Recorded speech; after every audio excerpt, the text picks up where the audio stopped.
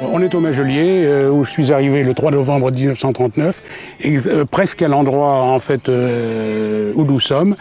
On est arrivé par là avec quelques valises. J'avais 7 ans, et nous étions en fait une quinzaine. Les uns parlaient l'allemand. Les autres parlaient, qu'est-ce qu'il y avait d'autre? Il y avait le hongrois, il y avait les roumains, certains parlaient le français, d'autres parlaient le yiddish, et finalement, on m'a expliqué que, comme moi, ils avaient été chassés par les Allemands, et qu'ils étaient arrivés à Paris, et qu'ils venaient en fait au Majelier, mais aussi certains enfants avaient été extraits par l'OSE, un des camps d'internement de Gurs et puis de Rivesaltes.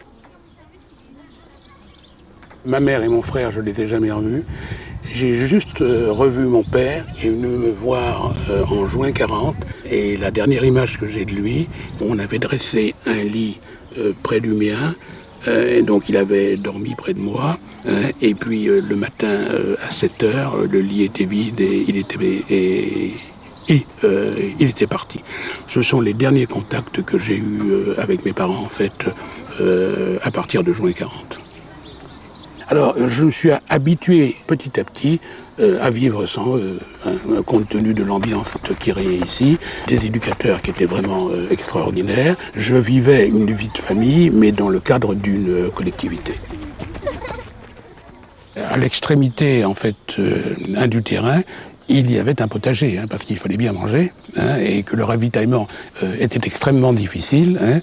On avait bien la ferme en fait, du voisinage qui nous livrait les pommes de terre, mais c'est tout. Si on voulait des haricots verts, on était le samedi et le dimanche, on bêchait le terrain, on plantait des haricots. Ça nous amusait pas toujours, mais c'était quand même sympathique. Et puis aujourd'hui, il reste un arbre témoin, un arbre souvenir. Il y en avait 3.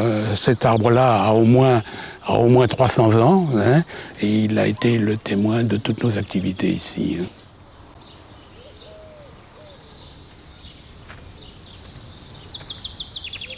On était dans une véritable cage de Faraday. Les bruits de la guerre ne nous atteignaient pas.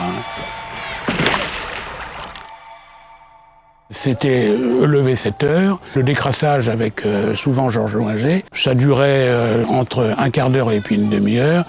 Moi, j'avoue que, on faisait le tour du château. De temps en temps, j'en avais assez. Je me planquais derrière les arbres et puis je prenais le tour suivant. J'ai dit aux enfants, il faut vous préparer à être vigoureux. Une guerre va venir, une guerre dangereuse et difficile. J'ai organisé des compétitions intermaisons et on a créé une véritable animation sportive.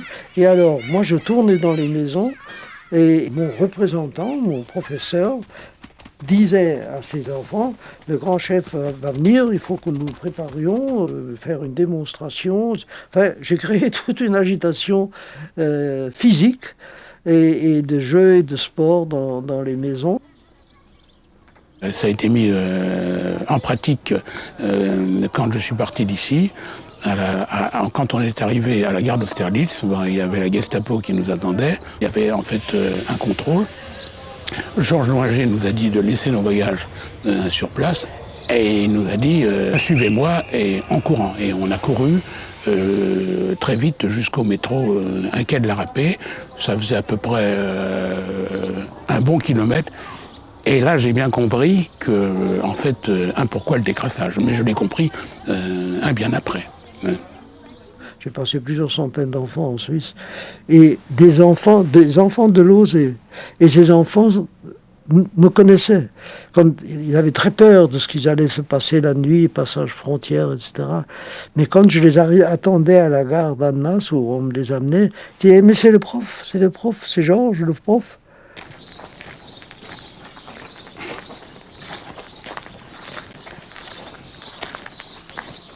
Je vous amène ici parce que ça me rappelle lorsque les miliciens sont arrivés en camion ici, il y avait en fait deux camions de miliciens. On les a vus arriver, ils se sont arrêtés ici, ils sont descendus en hurlant. Ils avaient 3 noms d'enfants de plus de 16 ans un qu'ils venaient arrêter. Ils se démenaient dans tous les coins. Nous nous sommes très vite rassemblés autour d'eux. Ils nous ont demandé de nous éloigner. Ils en ont pris 3 sans leur demander leur nom, ni leur âge, mais ils ont pris en fait ceux qui, selon eux, avaient plus de 16 ans. Et ils les ont embarqués en fait dans les camions.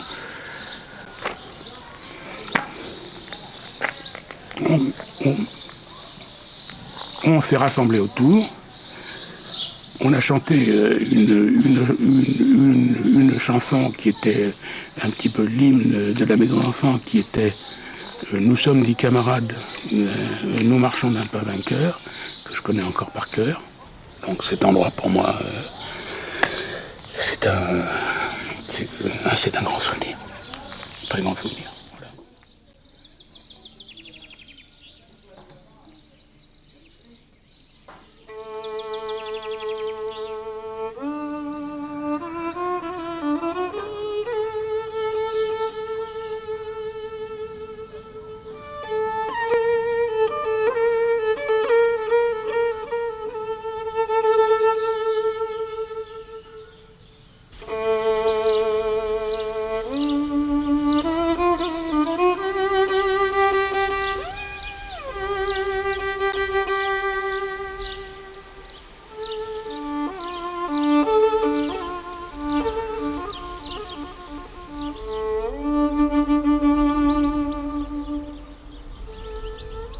L'été 1942 marque un tournant décisif dans la persécution des Juifs.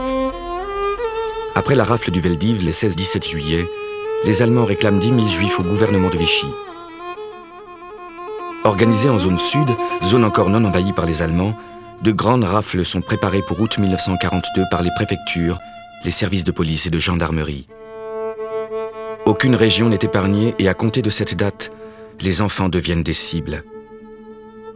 C'est le début de la clandestinité pour la plupart des œuvres sociales.